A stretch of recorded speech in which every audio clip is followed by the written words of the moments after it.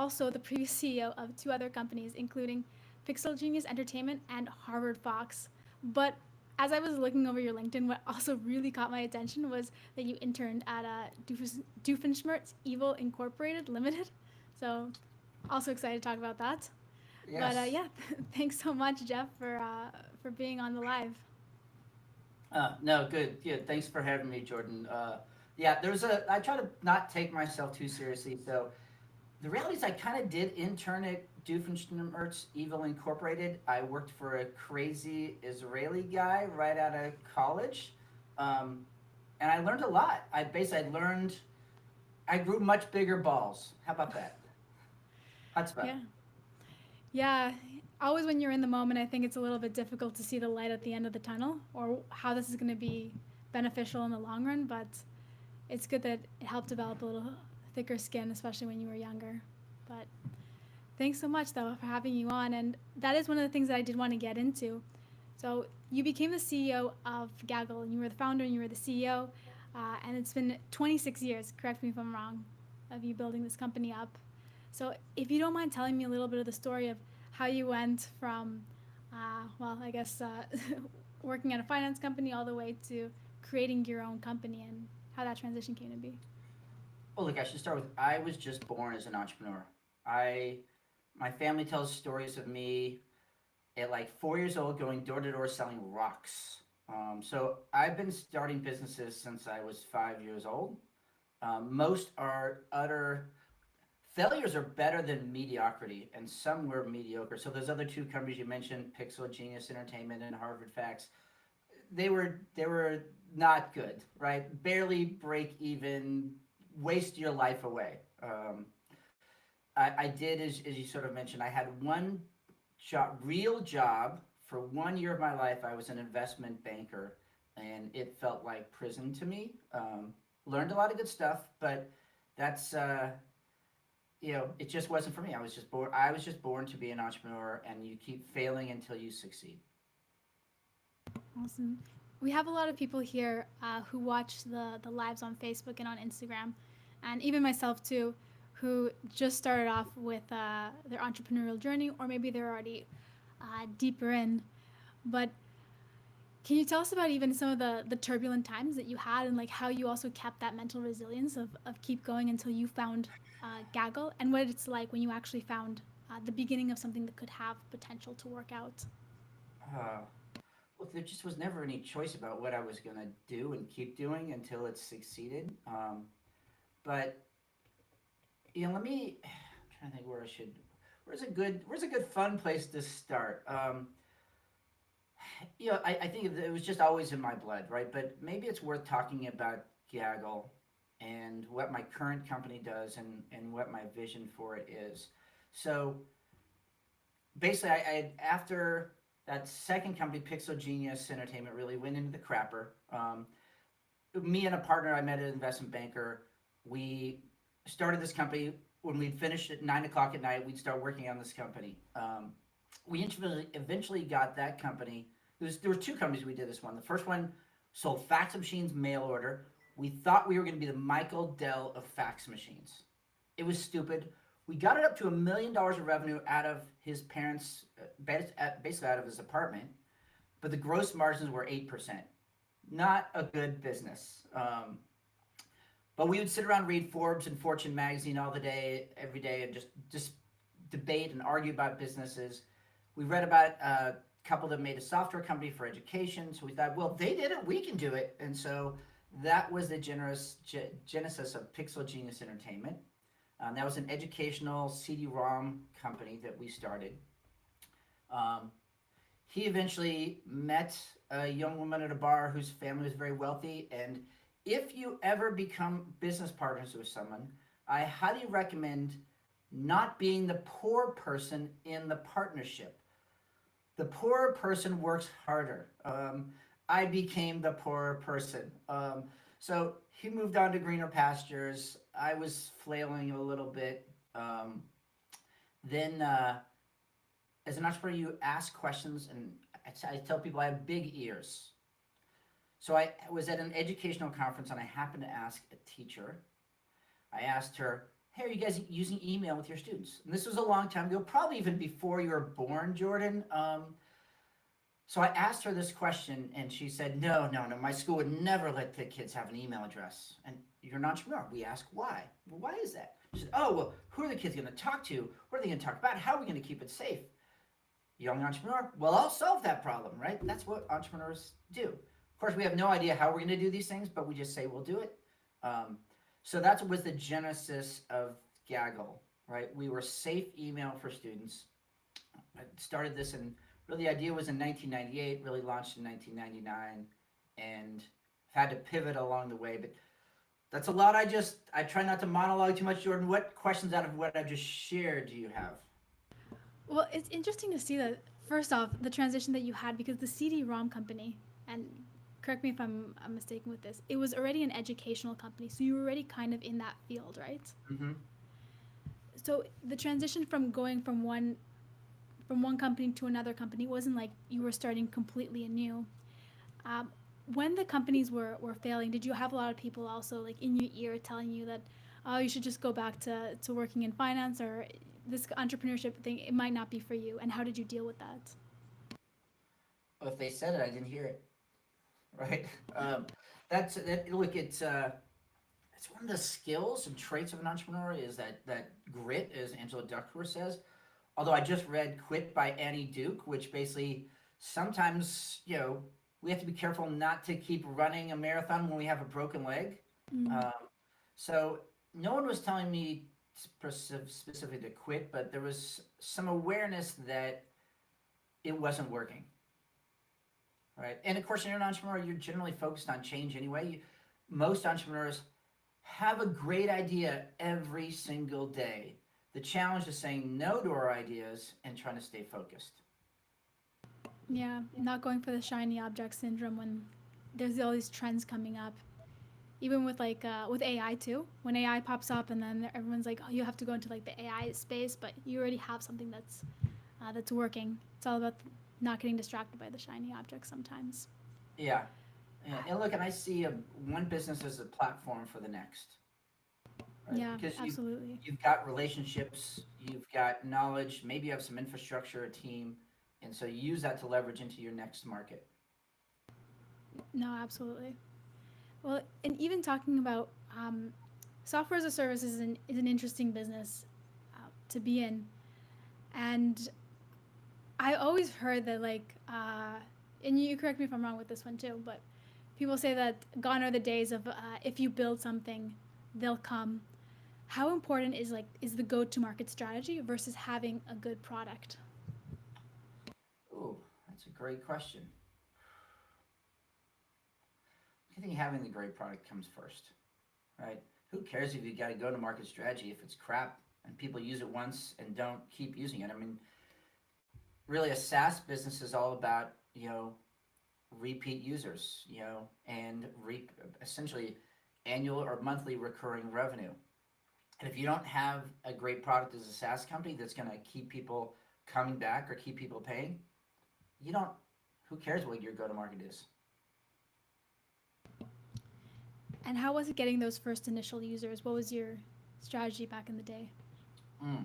Well, we should probably stop and I should explain what Gaggle is a little bit more specifically. So, Yeah, when we please. started Gaggle, it was, as I said, safe email for students or safe email where the teachers are in control. But we've since pivoted, and there's a what we pivot to is really far more fascinating than what we were doing back then.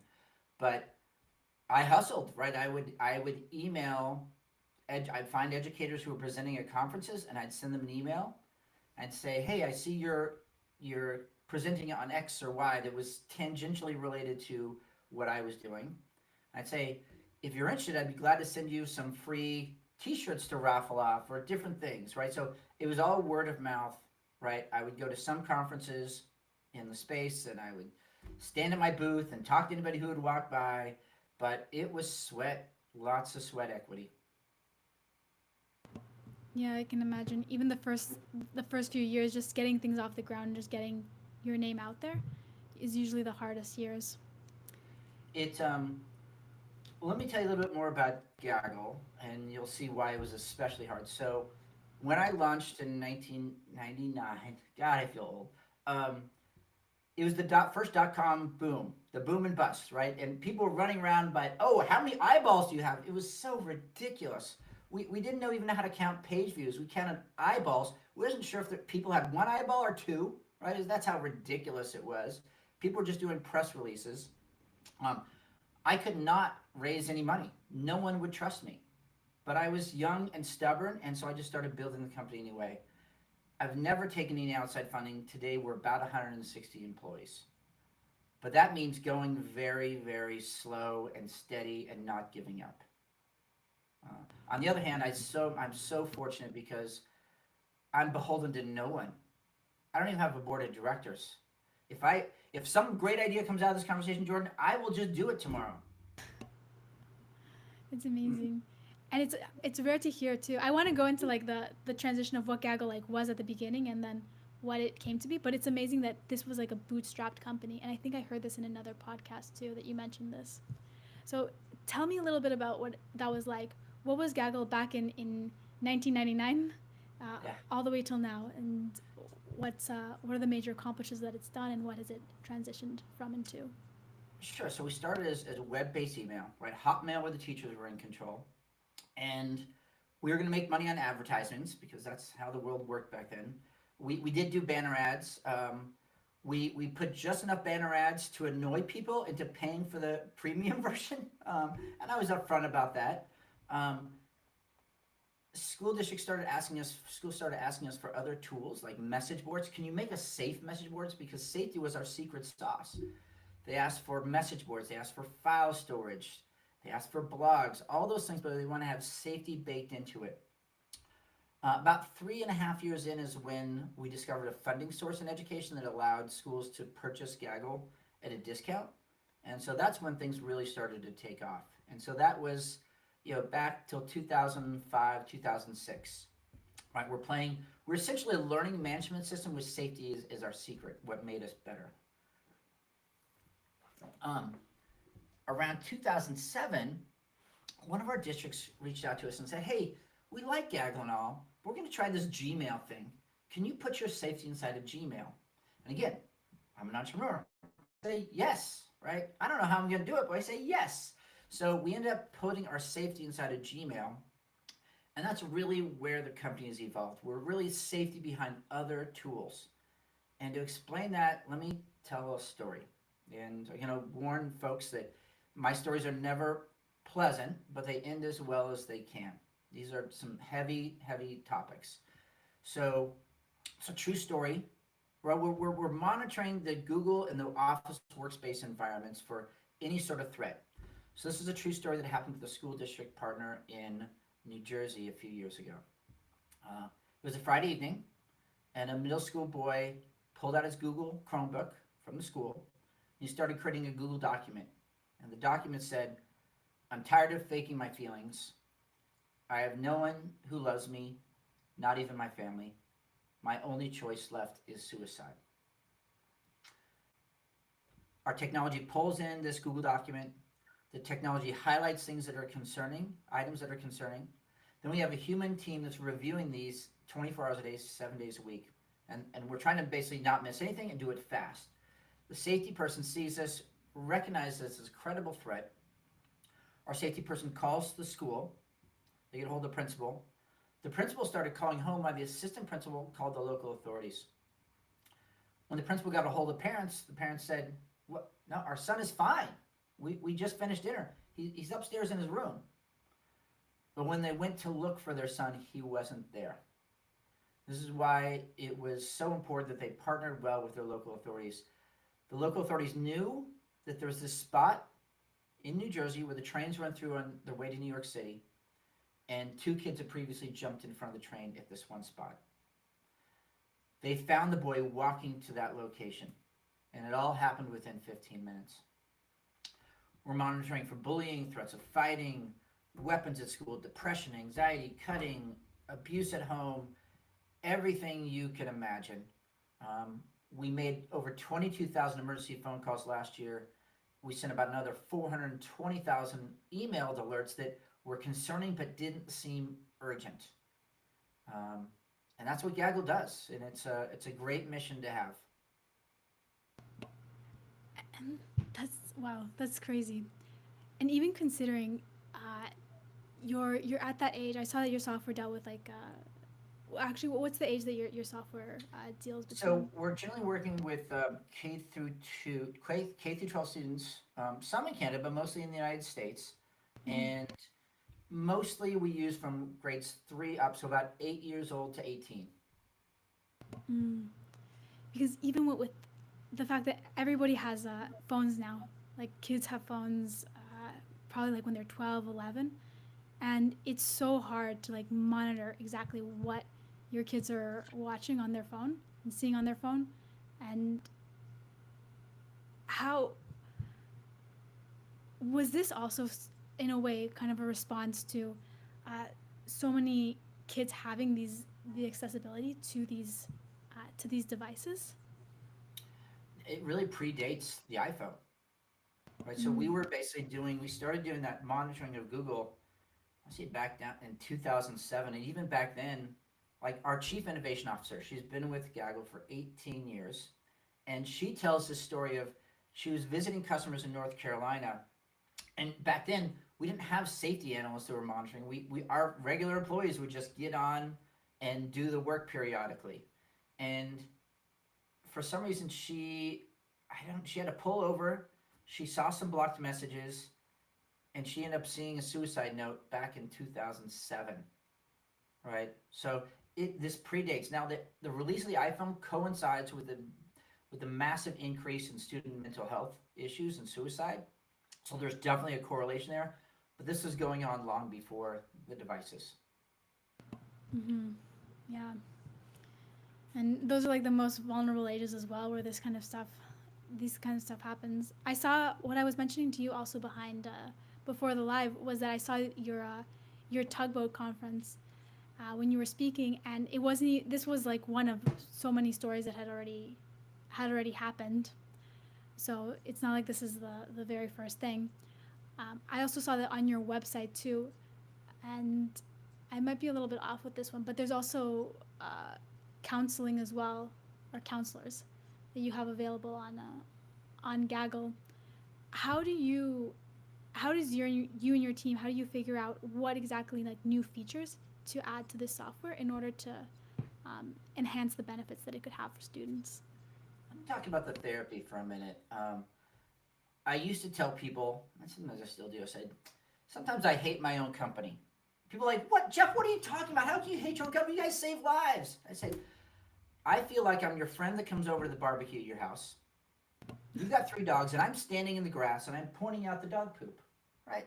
Hello, you're a teacher, you got 30 kids, you know you have these problems, right? I want to be the type of company, the type of friend that picks up a shovel and does something about the dog poop, right? And I don't mean to say kids are dog poop, but these situations are shitty. And so that's why I wanted us to do something more than just point out the problems. That's why we launched Gaggle Therapy, which is licensed therapists that work with the kids, mental health crisis line. These are the directions that I want us to go to be more than just someone who points out the problem, but someone who helps solve the problem. Awesome. And In even terms just of from, how, sorry. well, I didn't even answer your question, Jordan. So the you know, you guys have probably heard this quote before. Henry Ford said, "If I asked my customers what they wanted, they would have said a faster horse." Right. Um, so I think it's important to me to be with our customers and prospects and the people who are working with the students and asking a lot of questions and listening for problems that I can solve. And that's, to me, as I said earlier, I feel like my superpower is having really big ears, asking those good questions. I won't take at face value what they say they want because they don't really know what's possible. They're seeing it through the lens of what's currently there.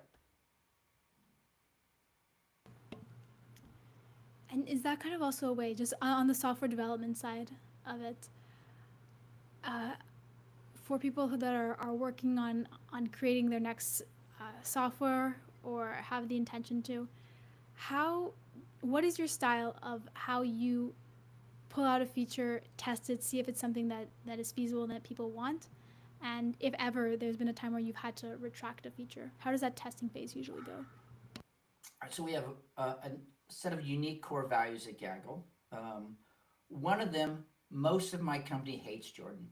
I know it. They don't say it to my face, but they hate it. It's the core value is innovation over perfection. And that means we need to try a lot of things and experiment and fail, right? It's important to have those failures and see where things are working or not working. So to me, the only way I know how to do is to have instincts, talk to customers, get some feedback, and then just build something and let them see it. Let them tell you how it's wrong. Let them tear you to shreds even so that you can do better. Mm. This the thing you mentioned at the very beginning too of the interview was that you kind of started to develop some thick skin from working with in finance and working for a particular boss. Did that also help when you, like you said right now, you have to like tear up ideas?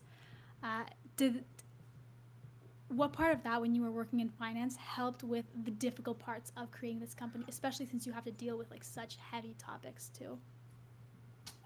When I think back to that 1 year at the investment bank, right? First of all, like I was more of a math engineering kid. I did econ and math, and like typos, I didn't care about typos, but like this one associate just beat the crap out of me about typos.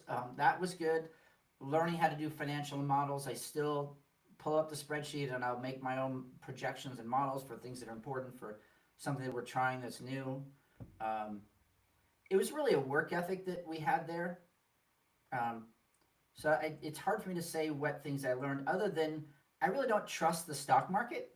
um, so I know I've got friends that are day traders. I'm like, you realize you're gambling with people who have more information. You're the sucker at the table. Um, I don't trust financial statements. I know they're just a guess and they're being manipulated. Um, I'm not a big believer in the stock market. I do have some stocks, right? But I try to invest like Warren Buffett for the long term. And I know that uh, public companies' financial statements, even private equity financial statements, are manipulated. Well, I'm gonna kind of do like a hard right turn with this one too, just because I did want to also get onto your LinkedIn, and that was actually one of the ways too that I found you was your incredible uh, amount of followers on LinkedIn. How did that come to be? How did you come to be like putting all these types of posts on LinkedIn and putting these? A lot of your posts are like AI generated, and you mentioned before too that like you try not to take a lot of things too seriously. How is it that you uh, created that momentum on LinkedIn, and why? Well, look for I think if you're for a content creator out there, you have to find an authentic voice, right? And it's not about you; it's about other people, right? It's how do you add value to other people, not just talk about the things that are interesting to you or self promote. So this started even before the pandemic. I was helping some people find jobs. Then the pandemic hit, and in March 2020, the world was a scary place. People were getting laid off left and right with no severance. People were afraid that we're all going to die. And I knew that my company had a couple open positions, and I knew a few other companies that were hiring. And I thought, the world just needs to see something positive. So I posted a list of a few companies, including my own, that were hiring. And it was well received. People wanted to see that. And I posted again 2 weeks later. And so then I just kept doing that. I'd post jobs, mostly, almost all, for other companies, not my own, helping people find jobs. For a while, I was doing, and I might still do virtual job fairs for people. So I just started posting these open jobs in my industry. So I want to be very narrow within the influence area I wanted was within my niche, the education technology space. I just posted number 400. Actually, I have two series. One is ed tech jobs, one is engineering and software ed tech jobs. I got 400 on the first list and 800 on the second list. And it just started growing my LinkedIn presence because that people wanted to follow, people wanted to connect. You can only have 30,000 connections on LinkedIn, by the way. So if you're trying to grow a network, switch to follow as your default, not connect. I remember at one point we were talking at dinner about my post with my daughters, and my youngest daughter said, "Dad, until you have 100,000 followers, you're nobody." So I said, "Okay, girl, game on." And then I worked a little bit harder. I was probably around 80,000 at the time. I got past 100,000, and so like any good teenage girl, she changed the metric. I can never please her, at least not openly. I think I'm now around 145,000. LinkedIn has changed though. I think there's a lot more people posting. There's the algorithms have changed. So my views of my job lists usually get 80,000 views, and now they're probably about 35,000. I think it's just changed. You referenced AI in an effort to sort of boost the views, right? And it's not helping me any. I don't monetize this in any way, but I want to help the job seekers and help the companies that are trying to hire. I started adding AI generated photos with my face in different scenarios. I'm doing this just to have, mostly just to have fun. So I like, people have said some of my photos are unhinged. And my favorite one, I had a series of the, if you've ever seen the Old Spice commercials where Yeah, the yeah. good looking guy's on the horse, ladies, look at me, I'm a man, I'm on a horse. Now look at your man, look at me, look down. So there's one of me with my face on his body on the horse, then on a dolphin, and then as a centaur in a bathroom. But I'm just having fun with it, right? Jordan, I'm dying. I mean, it might be another 50, 60 years, but I'm eventually going to die. So I need to live my best life while I can. Yeah, it's good that you don't take life too seriously, and also that I think that when you have kids, they humble you a lot too. Oh, Like God. your daughter saying that you weren't anybody online until you had the 100,000, and then she like keeps backing the bar up. So Yeah. they're your worst critics. If you think you are, I think if you have Yeah. kids, It's baby. it's really been great to see, and I will run into people at conferences and things, and people sometimes say, "Wait, I know you. Oh my God, you're that guy, right?" And they tell me a story about how they found a job. Sometimes people have gone through two jobs from my posts, and I'm just so glad to be able to help people, you know, reach their level of success, reach their opportunities. Mm, amazing. With I really like the tugboat talk that you were doing, and um, even as a little bit going back to the business aspect of it, and since we have a lot of people who are entrepreneurs who watch, one of the things that you mentioned were uh, strategy and how typically like when you went to like an offsite and then in the offsite people were talking about things like goals, like they wanted to hit like some kind of uh, yearly revenue, but you're like that's like a goal, that's not necessarily a strategy. Can you talk a little bit about strategy and how you perceive the direction of your company with the strategy that your team makes, and how you differentiate the strategy versus the goals? Like I'm passionate about this topic. I'd be glad to talk about it. But let me give I let me talk a little bit about what tugboat is, since you mentioned it twice. Yeah. So as I mentioned earlier, I've never taken any venture capital funding, and basically I didn't know this, but I'm a believer in a business philosophy called evergreen, and this is important for young entrepreneurs to know there are other ways of doing business, better ways, I believe. So evergreen philosophy is not about the exit. Most entrepreneurs are like, I had an exit, I had a successful exit, I made this amount of money. Fuck that, right? That is. I don't want to be someone who just chases money. I want to chase purpose and meaning in life. And evergreen is about the journey.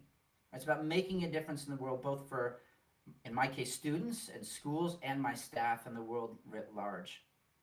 Um, Tugboat, I can't believe I'm so lucky to have found it. It's a group of about 250 CEOs. They're also evergreen. There are companies in Tugboat that are fourth generation. One started before the American Revolutionary War. It's a different mindset about how to do business and making a difference for your staff and the world. And there's some big companies. Enterprise Rent-A-Car, 25 billion in revenue, is a member of Tugboat and an evergreen company. So that's Tugboat. I'm really happy to be part of that group, and I encourage anybody who wants to make a difference in the world as a founder CEO to consider it. Um, Strategy. Oh my God. So I recognized that we had some challenges on our horizon. I recognized this about 4 years ago as a company, and I started reading every strategy book that I could. I reread Michael Porter, if you guys know. He's the founder almost of business strategy. I read 8 different books. Some of them I read 2 and 3 times. My favorite book on strategy is called Good Strategy, Bad Strategy by Richard Rommel. And what you alluded to, Jordan, is that he clearly defines bad strategy as just goal setting. It's just your aspirations. It's not how you're going to get there. Real strategy is about identifying a problem. What is the challenge that we're trying to overcome? And then he says, what is the guiding principle of how we're going to overcome that challenge? And then what are the steps the actions that we're going to take to implement that strategy? A good strategy has to look at what everybody else is doing and do something different. Copying what everybody else is doing is not strategy. And most of what people talk about in strategy, a SWOT analysis, that's not strategy. Right? So I'm really keyed in on what strategy first isn't, and then how we're going to create a differentiated strategy. And there's no right or wrong answer, right? You can take, one company can have strategy of being the premium solution, and another company be like, we're the low-cost solution.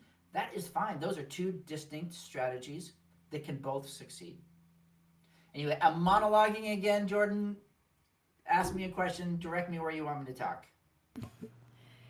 Well, you also mentioned the 7 Ps, and I don't have them on me, but I'm sure that you have them at your top of your head. How does that link with the strategy?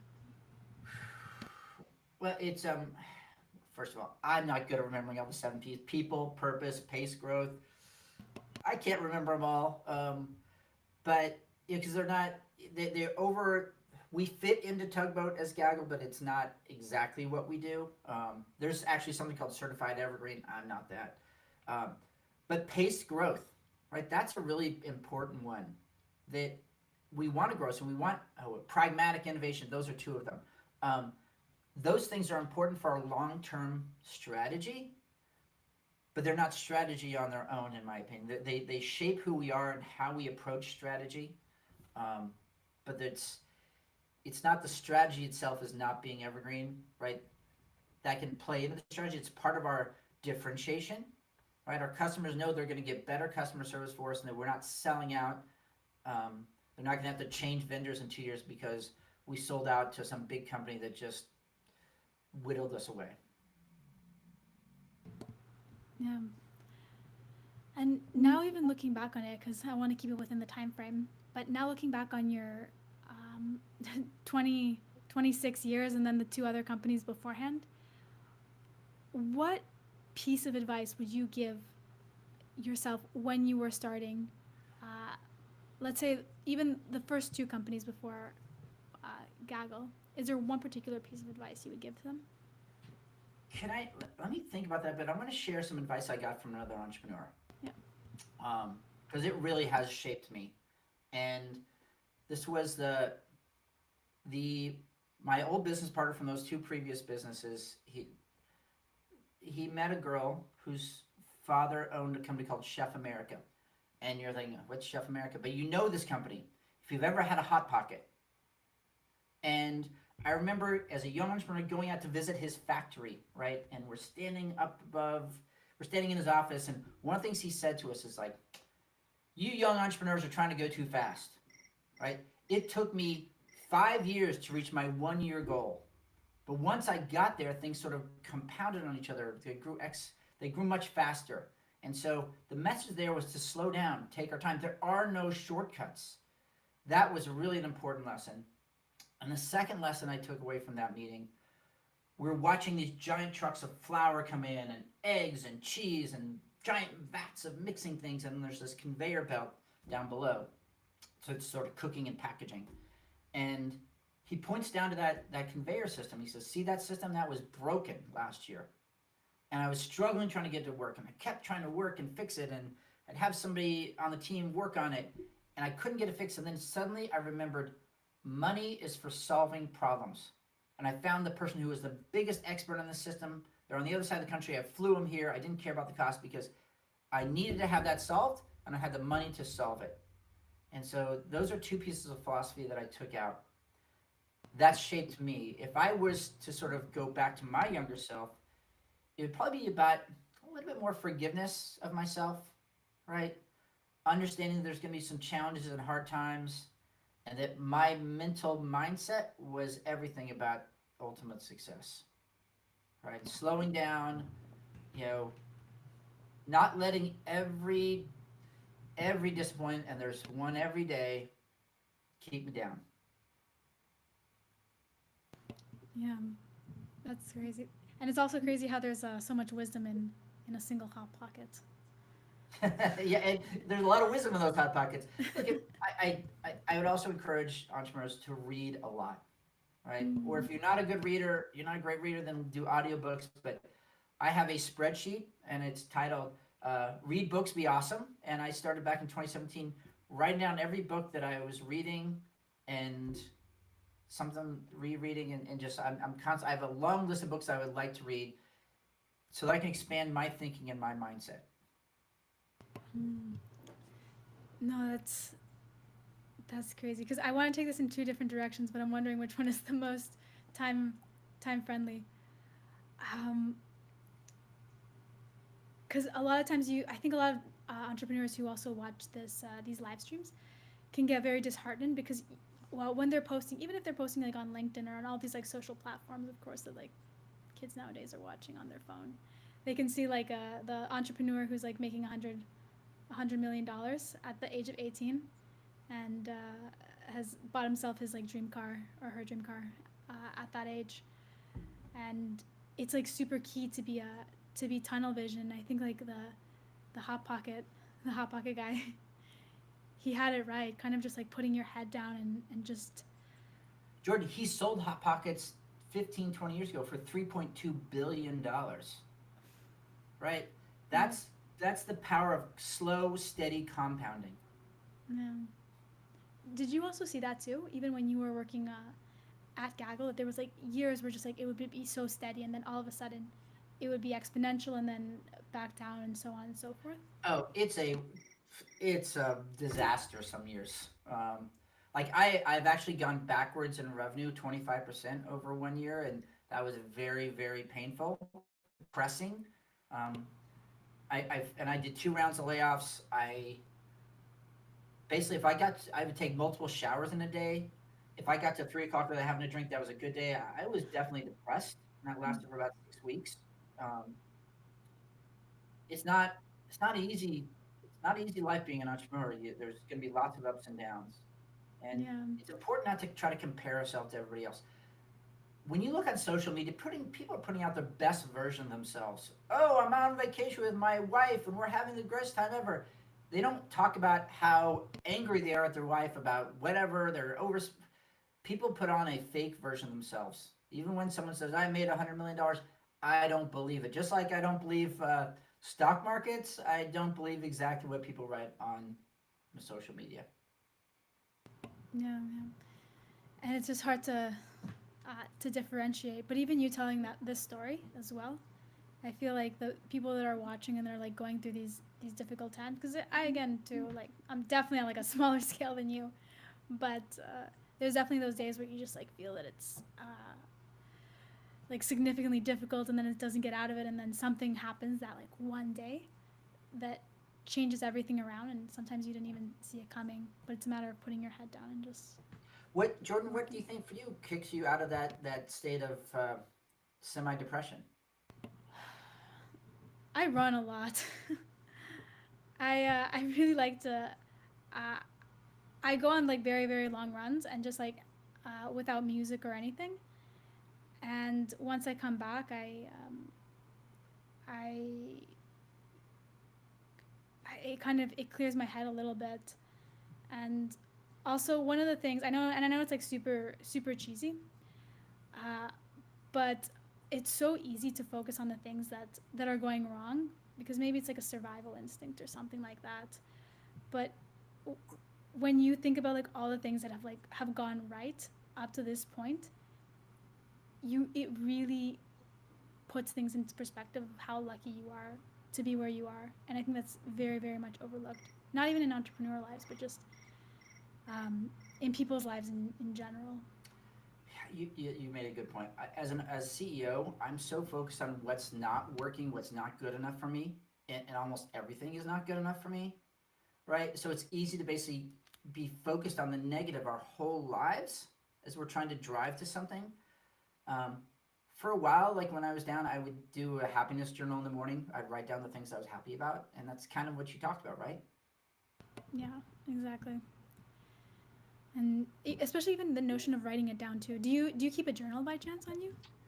I Like even don't still? keep a journal. I have a notebook. I keep notes from my meetings, and then I have not anything fancy on my MacBook. I have a notepad. I have my work items, things I'm working on, and it's so my god. I don't even scroll to the bottom anymore because there's so many things in it. But I just like to write down things I need to work on and knock them off slow and steady.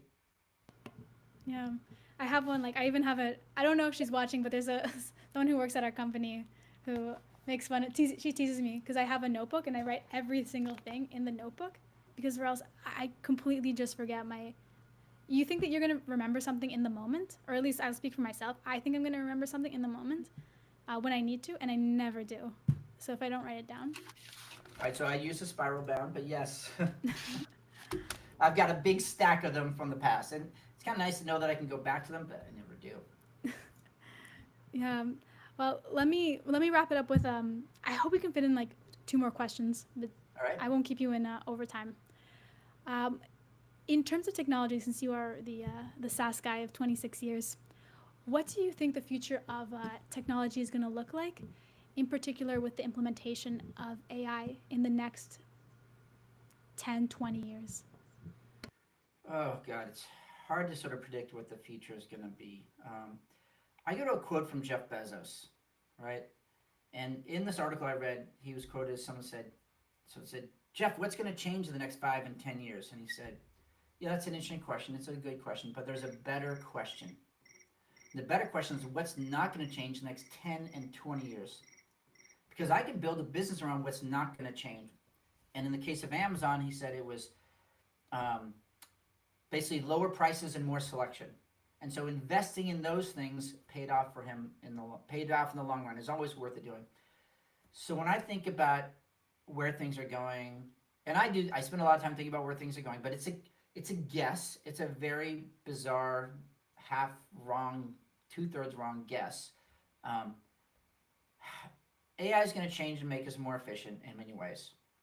Already seeing that my software development team is getting much more efficient, right? We've always been using machine learning and AI for 15 years. We have a 6-person machine learning team at Gaggle. Um, we're not implementing AI as much in other departments. We have a customer support chatbot that's not working very well. But I think it's going to go there. I think other teams like finance and HR are going to have different AI tools are going to help them do their job. So I think our people are going to get more efficient. But what's not going to change is the need for human interaction. Someone behind that AI, someone who basically partners with the prospects, the customers, whatever they're doing.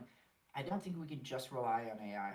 That's a world I don't think I want to live in where it's like my bot talks to your bot, Jordan. So what, 10 years from now, we're not even here. Our bots are doing this interview, this podcast. That's crazy.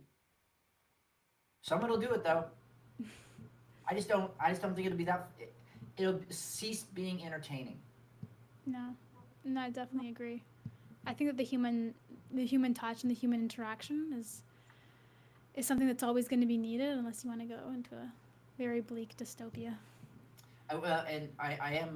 There is going to be some dystopian times ahead of us, right? When many jobs, taxi drivers, truck drivers, probably going to go away, and um, I think the biggest implication will be for third world countries where we've been outsourcing work to. I think there would be some real disruption in those economies. Mm. And the last question that I want to leave you with, or ask you, I should say, is we kind of touched on it of like going back in time or like giving advice, but I want to make this as specific as possibly can. I'm not 25, but I'm a little bit older than that. And you mentioned some of the things of like the Hot Pockets guys' advice and you going back and saying being a little bit like more empathetic with when you were starting off your business. But if you could go back in time, what specific piece of advice would you give your 25-year-old self? Oh, I probably would have dreamt a little bit bigger. I would have gone for something, if I was starting over, I'd go for something bigger, even more impactful. Um, but with that knowledge of slow, steady, small steps to get there. Perfect. It's not a, what do they say? It's not a sprint, it's a marathon, right? Life is not a sprint, it's a marathon. That's why I do long distance running. But thank you so much, Jeff. To keep it within time. And thank you so much for jumping on this podcast. So, again, this is Jeff Patterson, the CEO of Gaggle, and of course, interning at Doofenshmirtz Evil Incorporated, which I love his LinkedIn post. So, please also check out Jeff on his LinkedIn. If there's any other place that they can find you, Jeff, do you mind letting me know? I am on Instagram as well. I'm trying to build a following there. I don't even know what my Instagram. Oh, it might be Josho Jeff, right? That's the cult leader name I want is Josho. Right, there's a whole story behind that. If someone bestowed that name on me, and I'm proud to go with it. Perfect. Well, I'll be there for the inauguration. All right. Well, thanks so much, Jeff. And again, thank you for having me on. All right. Thank you, Jordan. And we are stopped.